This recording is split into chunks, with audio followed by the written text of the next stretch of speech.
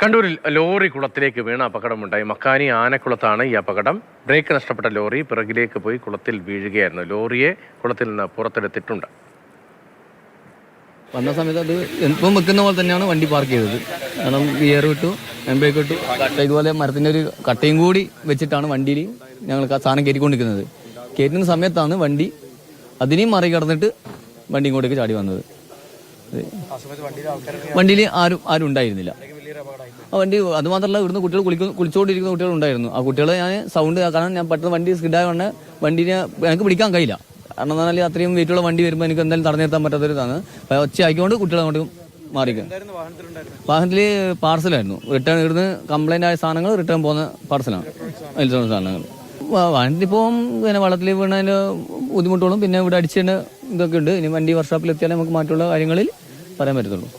സാരംഗ് സുരേഷിന്റെ വിവരങ്ങളുമായി. സാരംഗ്, എപ്പോഴായിരുന്നു ഈ സംഭവം? എത്ര സമയത്തിന് കരയ്ക്ക് കയറ്റാൻ?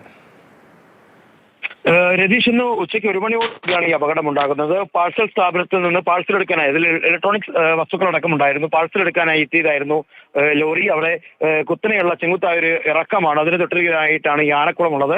അവിടെ നിന്ന് വാഹനം പാർക്ക് ചെയ്ത ഇടത്ത് നിന്ന് വാഹനം തെന്നി താഴേക്ക് ഇറങ്ങുകയായിരുന്നു. അത് നേരെ കുളത്തിലേക്ക് പതിക്കുകയായിരുന്നു.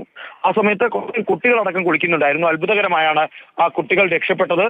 പിന്നീട് മണിക്കൂറുകൾ നീണ്ട പരിശ്രമത്തിനൊടുവിലാണ് ട്രെയിനും നാട്ടുകാരും എല്ലാവരും തന്നെ ഒരുമിച്ച് ചേർന്ന് നടത്തിയ ഒരു മണിക്കൂറുകൾ നീണ്ട രക്ഷാപ്രവർത്തനത്തിനൊടുവിലാണ് ഇപ്പോൾ ലോറി കരയിലേക്ക് എത്തിക്കാൻ സാധിച്ചത്. ലോറിക്ക് അങ്ങിങ്ങായി ചെറിയ രീതിയിലുള്ള കേടുപാടുകളൊക്കെ തന്നെ സംഭവിച്ചിട്ടുണ്ട്. കാരണം എഞ്ചിനടക്കം പരിപൂർണമായി വെള്ളത്തിൽ മുങ്ങിക്കിടക്കുന്ന അവസ്ഥയിലായിരുന്നു. അതുകൊണ്ട് തന്നെ ടയറുകളൊക്കെ തന്നെ തകർന്നിട്ടുണ്ട്. അപ്പോൾ ആ രീതിയിലുള്ള കേടുപാടുകൾ മാത്രമേ സംഭവിച്ചിട്ടുള്ളൂ.